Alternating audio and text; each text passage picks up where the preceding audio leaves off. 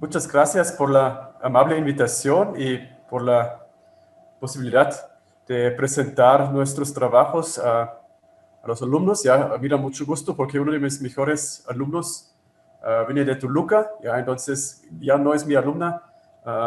Ahora ya se graduó el año pasado y ahora hizo una estancia postdoctoral en Estados Unidos y ahora se va con una beca de Alexander von Humboldt los próximos 2 años a Alemania y espero que va a regresar a México y formar su grupo de investigación, pero siempre es una excelente opción para mí de presentar nuestros trabajos a los estudiantes que un día tal vez consideran hacer un posgrado y una carrera como científico o científica. Metabolómica es como un campo muy amplio, entonces mejor para que no se apuren, ¿ya?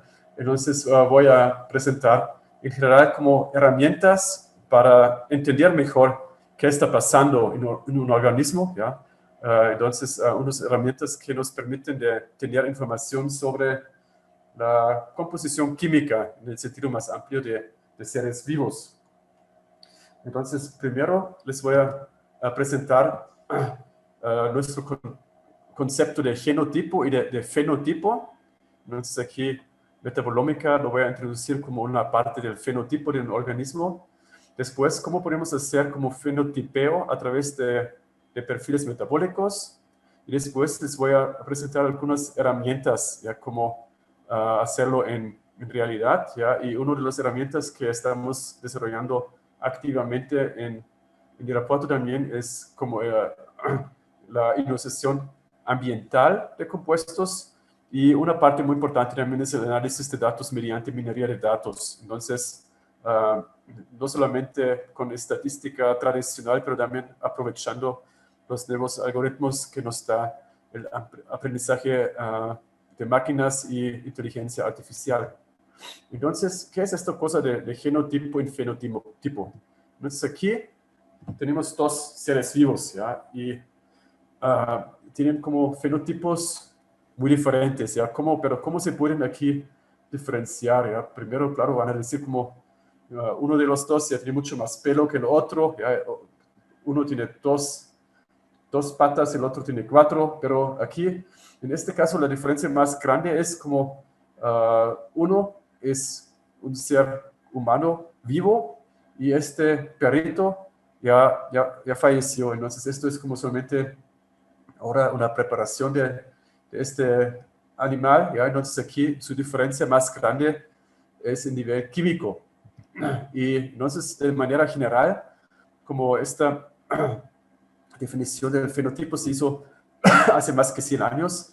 Entonces, en general, un fenotipo son todos los tipos de organismos que se pueden diferenciar o mediante inspección directa o por métodos más finos. ¿Ya? Entonces, claro, nosotros vamos a buscar como métodos más finos que la observación directa.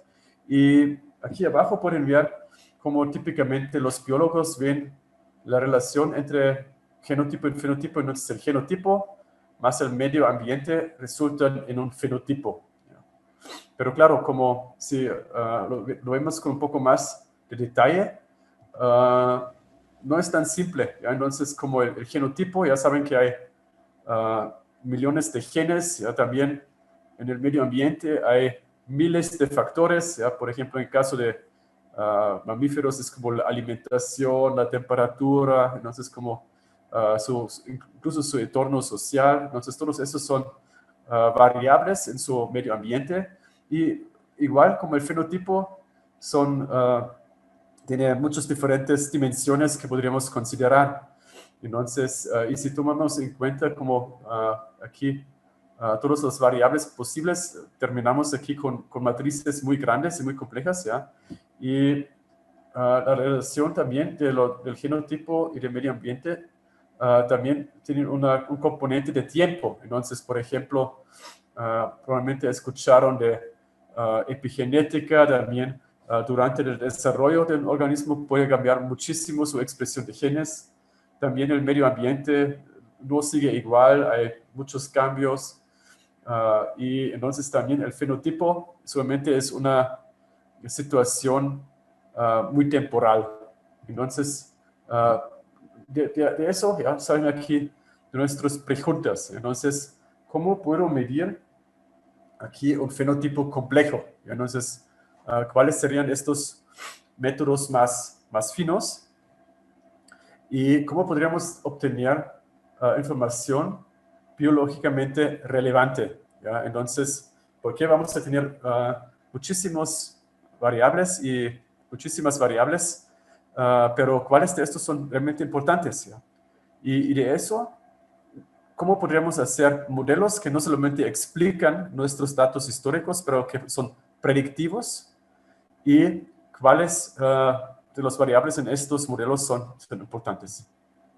Entonces, como un método que desarrollamos en los últimos 10 años más o menos, es como el fenotipeo metabólico. Entonces, aquí nuestra filosofía es muy simple. Entonces, todos los organismos que conocemos consisten de moléculas. Y todas las moléculas tienen una masa. Entonces, si yo mido todas las masas de una muestra, tengo un fenotipo químico. ¿Ya? Ok, esto suena muy teórico, pero como se ve, esto es como una señal de espectrometría de masas de cafeína. Y como pueden ver, aquí tenemos diferentes tipos de información. Aquí tenemos, por ejemplo, la relación masa-carga. Entonces aquí es 195 punto algo. Aquí también tenemos una abundancia de un ion. Entonces como es algo que es relacionado a su concentración. Y aquí tenemos unos señales adicionales, ¿ya? Y estos son los isótopos. Entonces, como cada elemento en la naturaleza tiene diferentes isótopos, por ejemplo, del carbono, tenemos aquí el C12, que es el más común, pero también tenemos C13 y C14. Entonces, si tenemos moléculas más grandes, también tenemos aquí una distribución de isótopos, y eso también es información que nos después sirve para identificar compuestos. Entonces, si hacemos eso de una muestra compleja, esto es, por ejemplo, un espectro de extractos de café o de hojas de café. Y aquí podemos ver muchos compuestos a la vez. ¿Ya? Entonces aquí son cientos de compuestos que podemos observar en con diferente masa-carga. Y aquí solamente presento dos que son obviamente muy importantes para nosotros y para la planta. Entonces aquí este pico más grande es clorofila A. Y esto es como una molécula que necesita la planta para capturar luz y generar energía. Digamos, como todo nuestro planeta depende mucho de compuestos como estos clorofilas A y relacionados. Y también nos dice algo sobre la eficiencia de una planta. Y aquí, mucho más chiquito, tenemos aquí una señal a 195, es la cafeína. Esto es un compuesto que la planta utiliza para matar insectos, un insecticida, y nosotros lo utilizamos para mantenernos vivos en la mañana. Pero esos solamente son dos ejemplos, pero tenemos aquí muchos compuestos más. Y esto es, por ejemplo, como toda la población que se usa para este estudio. Entonces, este espectro no solamente es un espectro de una sola planta, esto es el promedio que generamos de espectros de 3.065 plantas, creo. Y entonces, y como pueden ver, como el fenotipo morfológico, entonces como vemos, las plantas todas se ven iguales para nosotros, pero después en el análisis más fino con espectrometría de masas se ve como mucha diferencia entre algunas plantas. Entonces aquí tenemos un rango de, por ejemplo, de una planta a otra podemos tener una diferencia de 13 veces más de cafeína. Y esto es una información muy importante para después producir, por ejemplo, café de alto contenido de cafeína o con otros productos, por ejemplo, café y aspirina. Y aquí podemos aprovechar esta información para hacer experimentos de mejoramiento de plantas. Entonces aquí hicimos un estudio de hacer cruces entre plantas con diferentes propiedades y después medir cómo se heredan aquí marcadores metabólicos por un lado y por el otro lado cómo estos marcadores afectan a la calidad del café final. Entonces como de diferentes aspectos, por ejemplo, amargor, aroma, sabor, preferencia, cosas así. Entonces podríamos hacer aquí un mejoramiento mucho más dirigido, porque podemos usar estos marcadores metabólicos como información, cuáles de las plantas se tienen que cruzar para obtener el mejor producto. También la misma estrategia se puede utilizar para medir como la fisiología de plantas. Entonces, si la planta tiene algún tipo de estrés, entonces aquí, por ejemplo, lo aplicamos para maíz y para ver, por ejemplo, cómo se refleja después la falta de nitrógeno en su perfil metabólico o cómo se refleja como la sequía. Entonces, como estos dos tipos de estrés también van a tener efectos a su composición química, perdón. Y también podemos estudiar aquí mecanismos de defensa. Entonces, como saben, las plantas no pueden correr, ¿ya? Pero pueden defenderse con armas químicas. Entonces, en el caso de jitomate, el jitomate puede producir varios compuestos tóxicos, alcaloides, que después tienen actividad contra, por ejemplo, insectos o hongos. Y aquí también hicimos un estudio con diferentes mutantes de jitomate. Y como pueden ver, aquí estos son 3 diferentes genotipos de jitomate. Arriba es como la planta silvestre. Abajo es una planta que tiene un defecto, ¿ya? Donde falta una enzima. Y en C pueden ver una planta que sobreproduce o que tiene una sobreproducción de un compuesto de defensa. Y como pueden ver aquí, como esta planta de sobreexpresión tiene aquí un compuesto muy alto, ya de 695, y este es un compuesto que todavía no está conocido. Ahora trabajamos en encontrar su estructura. Y aquí con estos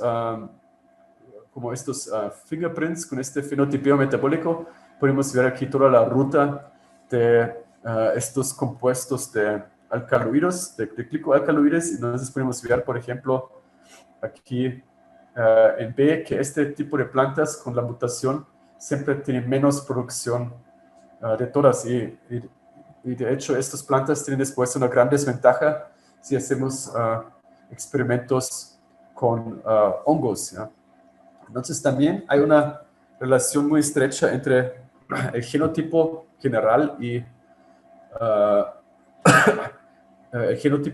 y su perfil metabólico. Entonces podemos usar metabolómica también para identificar especies o para ver cuál es la relación entre especies. Entonces este fue un estudio que hicimos en colaboración con Alfredo Herrera del Langevio.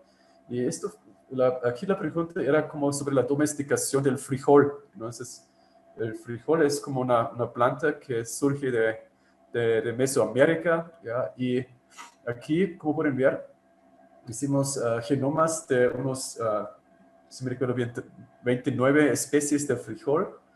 Y aquí se podrían ver como 2 grupos grandes, ¿ya?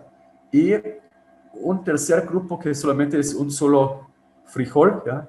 Y aquí tenemos aquí entonces podemos confirmar a través de su perfil metabólico que efectivamente esto es un frijol diferente. Entonces, esto es una especie nueva que no solamente es una adaptación a cierta área, pero realmente es como un nuevo tipo de frijol, ¿no? Entonces, aquí tenemos una relación entre el genotipo y el fenotipo muy bonito.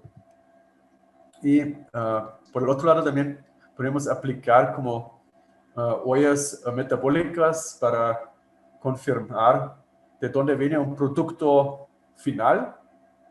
Entonces aquí hay una historia atrás. Entonces una vez me envenené con mezcal, ¿ya? Mucho cuidado con el mezcal, porque es a veces una bebida muy salvaje y muy peligrosa, y como el tequila tiene una producción muy controlada, entonces solamente se produce de una sola especie, de agave azul, tequilana, entonces, y también hay un consejo de tequileros muy estricto, entonces aquí también hay una producción muy definida y también un control de calidad mucho más estricto que en mezcal y mezcal.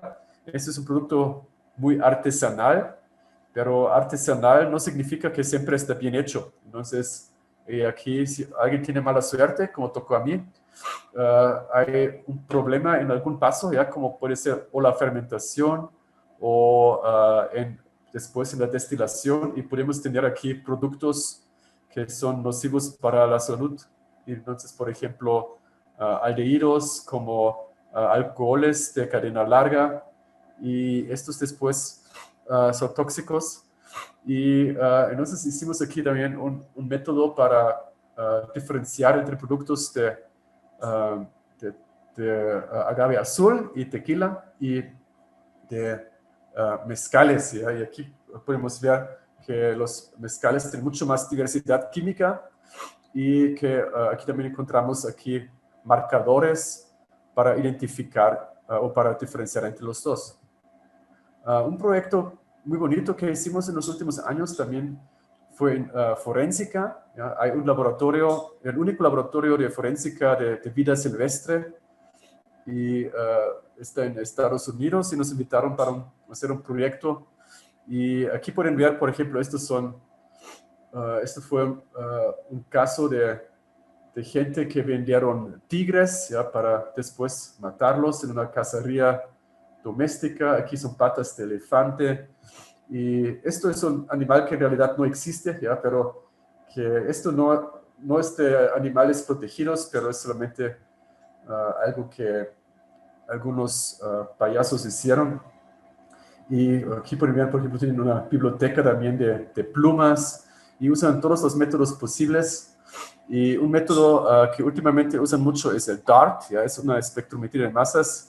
Y aquí, por ejemplo, es como se aplica el DART para un billete de $20. Y en muchos de estos se encuentra aquí este pico, este señal de 305, que es un ion muy típico de la cocaína. Y un problema muy grave, o un crimen muy grave para la naturaleza, es como, como la cosecha de maderas, ¿ya? de especies protegidas. Entonces, este fue un caso que en este tiempo tenían. Y esto es uno de 3.000 guitarras que confiscaron en un barco en Rotterdam, en Holanda, y cada guitarra vale como $8.000. Entonces hablamos de casos muy serios, también en cuestión económica. Y aquí la pregunta era como si esta madera que se encuentra aquí es de la albergia, una especie protegida. Y entonces nosotros ayudamos aquí a generar una base de datos de maderas, ¿ya? Y esto es un reto, ¿ya? Porque muchas de las especies que queremos aquí incluir son bajo protección, entonces no podríamos aquí conseguir tan fácilmente muestras de comparación. Entonces ellos hicieron aquí un trabajo titánico para conseguir aquí muestras de todo el mundo, también de museos, por ejemplo. y con eso podemos entrenar una base de datos y después hacer un algoritmo para después hacer un matching, ¿ya? Entonces aquí pueden ver, por ejemplo, una muestra aquí arriba y abajo como los datos de referencia. Aquí, por ejemplo, tenemos una probabilidad o como un score de casi 80%, que es una planta de madera de albergue, que es como extremadamente probable. Y incluso en algunos casos no podemos lograr aquí una identificación absoluta, pero podemos decir que viene de cierto género y a veces todo el género está protegido. Entonces, si sabemos o no está protegido, entonces sabemos si es de una fuente legal o ilegal. Y esto es solamente una reconstrucción de un árbol, no es filogenético, pero gemofinético. Entonces aquí podemos reconstruir también la relación entre las diferentes especies a través de su perfil químico. Y esto tiene varias ventajas en comparación con métodos PCR. Normalmente yo siempre recomiendo, si lo puedes hacer con PCR, mejor hazlo con PCR, ¿ya? Como se puede amplificar una muestra y no es tan limitante la cantidad que tenemos, pero en nuestro caso no necesitamos tanta material y, por ejemplo, de maneras es muy difícil conseguir suficiente ADN para hacer un PCR. Es mucho más factible hacer solamente perfiles químicos. Entonces, la siguiente parte ahora es como la ionización ambiental. Entonces, ¿por qué esto es por qué esto es interesante para nosotros? Porque nosotros queremos hacer espectrometría de masas de sistemas biológicos. Y como los métodos convencionales no son compatibles con la vida, como pueden ver, como estos son los 3 métodos más populares, como el MALDI, el impacto electrónico y el electrospray, y todos usan condiciones muy extremas, ¿ya? Muy extremas. Por ejemplo, muy alto voltaje de 20 kilovolts, alto vacío, láser, una matriz química, solventes orgánicos, pero todos aquí aplican como muy alta energía a las muestras y muchas veces también deben de ser ya primero filtrados y entonces no es muy compatible con la vida en general. Entonces empezamos a estudiar métodos alternativos, ¿ya? Y uno de esos es plasma de baja temperatura, que es eso que generamos aquí de un gas ionizado, y esto podríamos aquí aplicar a la muestra y no tenemos contacto directo con alto voltaje, solamente con iones de un gas. Y esto podemos aplicar para sólidos, líquidos y gases, y como tiene un montón de aplicaciones, no solamente en biología, pero también en detectar químicos de diferente naturaleza.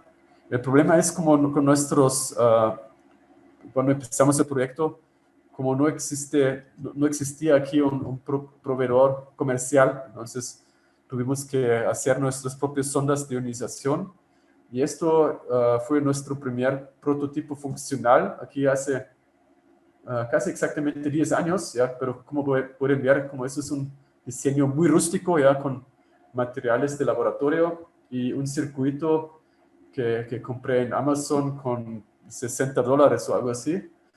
Entonces, pero sí funciona, y aquí se aplica a mi dedo, que todavía está. Y tuvimos varios problemas. Ya uno es cómo se genera ozono, se calienta, y también a veces, si uno no tiene cuidado, tenemos arcos eléctricos, ¿ya? Porque aquí aquí aplicamos a veces también 10.000 volts de muy baja corriente, pero puede causar daño a equipos. Y entonces hicimos la segunda generación. Esto es el resultado de un estudiante de maestría primero y después de doctorado. Y esto fue muy bonito, como podemos aquí ver, como tenemos aquí un rayo de plasma muy definido, y de eso también solicitamos una patente que nos aprobaron en México, también después en Estados Unidos, en Europa. Y podemos aquí generar perfiles de temperatura y de intensidad de energía que nos permite como después ver diferentes tipos de compuestos. Y esto también aplicamos después para hacer imágenes. Entonces, esto solamente es usar nuestra sonda de plasma y aquí un pequeño aparatito para mover la muestra. Aquí pueden ver dos motores de servo.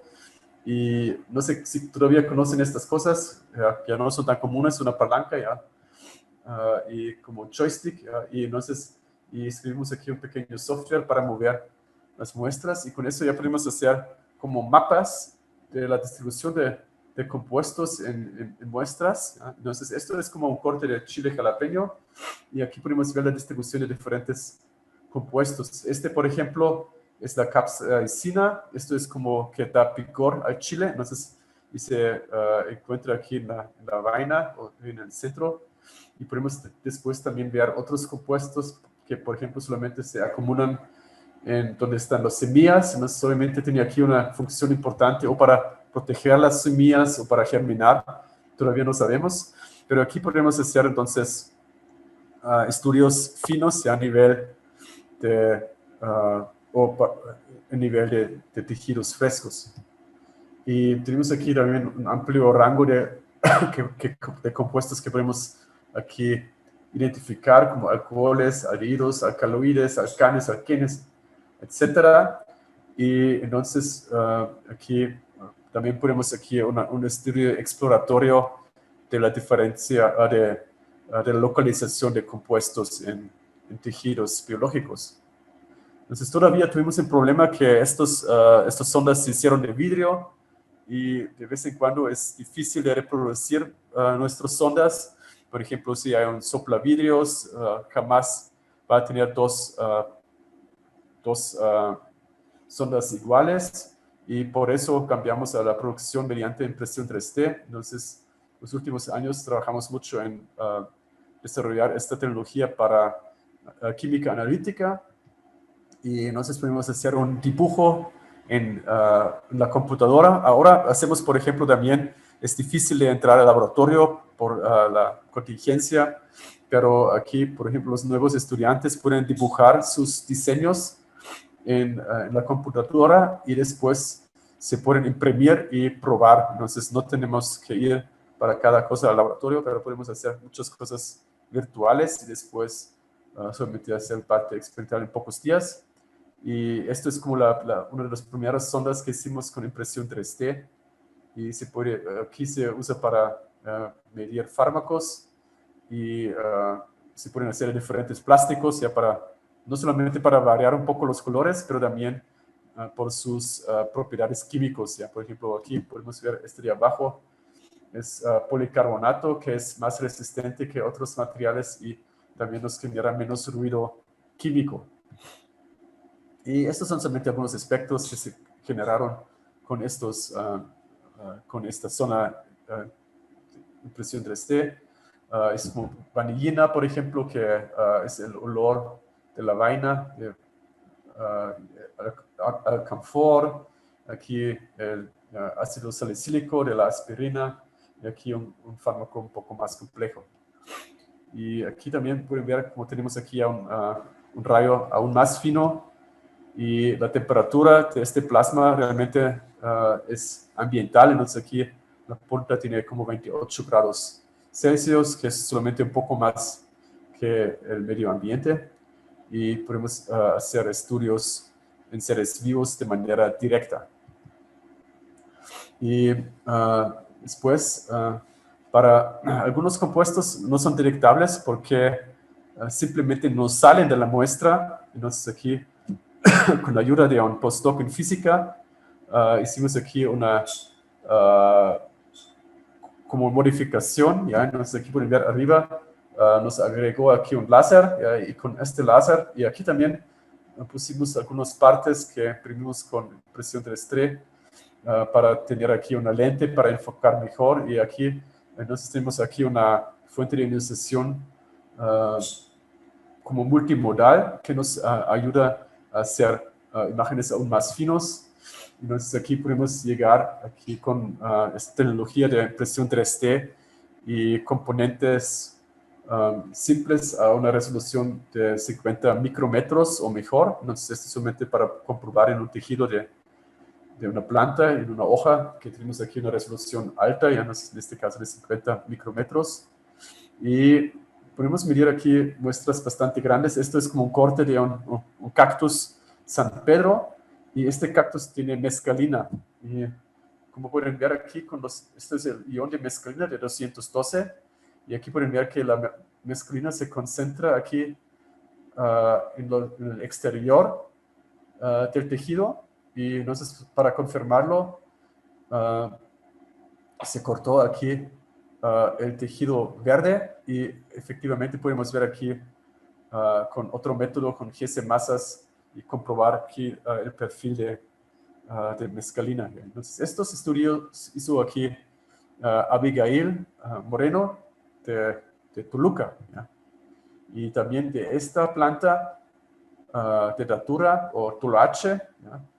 Entonces aquí podemos ver, estos son como diferentes tipos de tulache, tal vez ya lo conocen, ya en blanco y en morado. Y aquí analizamos semillas o frutas y semillas, y aquí podemos ver que la acumulación de alcaloides es aquí también en los exteriores de las semillas, ¿ya? En este caso son atropina y scopolamina.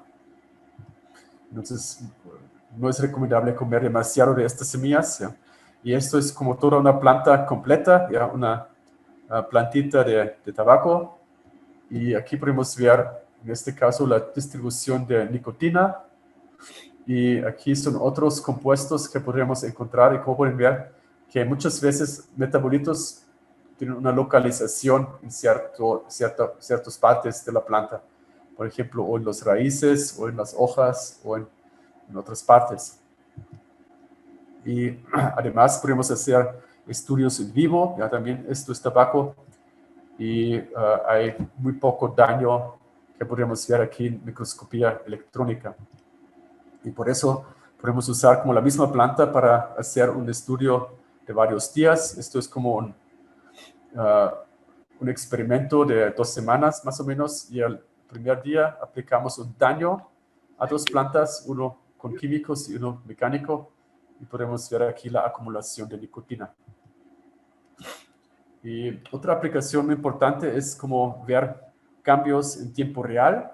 Entonces aquí pueden ver una planta de jitomate, y si cortamos aquí una hoja, podemos ver que hay un cambio inmediato de un perfil de volátiles alrededor. Entonces las plantas usan estos señales para después iniciar respuestas de defensa. Y los métodos tradicionales necesitan aquí de minutos hasta horas, y aquí ahora estamos trabajando en hacer aquí detección en tiempo real. En tiempo real me refiero en tiempos, por ejemplo, de 200 milisegundos. Y este es un aparato que ahora hizo o que hace un estudiante de doctorado, y ya está bastante avanzado, y aquí ya estamos en la escritura del artículo, y se pueden ver aquí como la dinámica de volátiles en tiempo real. Y así se ve ahora nuestro robot de generación de imágenes. Y solamente al final les quiero contar un poco sobre la minería de datos, ¿ya? Porque muchas veces solamente hacemos un experimento. Entonces aquí a la derecha tenemos muchos datos, y después hacemos como unos pasos de estadística, como de análisis de componentes principales, y tenemos un modelo. Pero estos modelos solamente son descriptivos, ¿ya? Y no nos dan un modelo que nos sirve para predecir algo. Entonces, lo ideal sería empezar con una hipótesis, y después de una hipótesis hacer algunas conclusiones, y después probar si estas conclusiones sí son ciertas o no. Entonces, y así se pueden o verificar o rechazar como una hipótesis, o buscar como los límites de validez para una hipótesis. Claro, esto es el caso ideal, pero no siempre es tan fácil. Muchas veces tenemos datos de ómica, por ejemplo, o de muchos experimentos, y al final después tenemos que desarrollar un modelo. Y una manera como hacerlo es como con minería de datos. ¿Y cómo funciona eso? Es como aquí primero tomamos una parte de los datos para entrenar un modelo, después validamos nuestro modelo y después podemos usar el modelo y ver si es funcional o no, y al mismo tiempo nos da variables importantes. Entonces aquí hay diferentes algoritmos que ahora no voy a explicarlos en detalle, solamente para tener un ejemplo. Esto es un estudio metabolómico de pollos, ¿ya? Entonces estos pollos, hay 3 grupos: pollos felices, ¿ya?, que pueden comer y tomar agua, y otro grupo que son medio felices, ya que aquí fasting chicken, que no les dan a comer ni agua por 6 horas, y hay un grupo de pollos que dan un inhibidor de insulina. Entonces, si hacemos aquí un análisis de jerárquico cluster análisis, esto es muy común, pueden ver cómo se forman 2 grupos, ¿ya? Uno, en este grupo están los con inhibidor de insulina, y en el otro grupo son los pollos que no les dejaron comer, pero los pollos control, entonces que pueden comer y tomar que quieran, están por todos los lados, no se pueden diferenciar. Entonces, si hacemos aquí diferentes tipos de pruebas de clustering, podemos ver que realmente no hay una solución buena. Entonces, nunca se forman aquí 3 grupos definidos. Y en contrario, si aplicamos aquí un algoritmo simple de minería de datos que se llama árbol de decisión o decision tree, aquí se encuentran 2 factores que son importantes, ¿ya? Uno es diexosa, ¿ya?, como sacarosa, ¿ya?, y el otro es oxoglutarato, y con solamente estos 2 valores podemos hacer una clasificación de pollos, ¿ya? Esto yo creo que es esto es algo muy bonito, porque aquí con esta metodología podemos desarrollar métodos o modelos simples, pero poderosos, ¿ya? Y estos son métodos que después se pueden usar para, por ejemplo, diagnóstico médico. Y el problema siempre es el mismo en estos estudios biológicos, que tenemos aquí miles o millones de observaciones o variables, pero pocas muestras, ¿ya? Porque si tenemos 20 muestras y 1.000.000 de variables, es muy poco, ¿ya? Entonces, si no podemos hacer una solución aritmética. Entonces, la única manera como hacerlo es con estos métodos de minería de datos. ¿Y cómo funciona esto? Es como se escoge solamente del algoritmo una parte de las variables, después se hace un modelo para este grupo de variables, y con eso podemos ver si este modelo funciona o no funciona. Y después podemos ver cuáles variables participan más en modelos funcionales. Entonces, de nuevo, tomamos aquí los datos, ¿ya? Y los compartimos en 3 partes: training, validation, testing. Y por el otro lado tenemos nuestros resultados, ¿ya? Y eso es importante, que este algoritmo siempre nos pregunta qué quieres saber, ¿ya? Entonces, por ejemplo,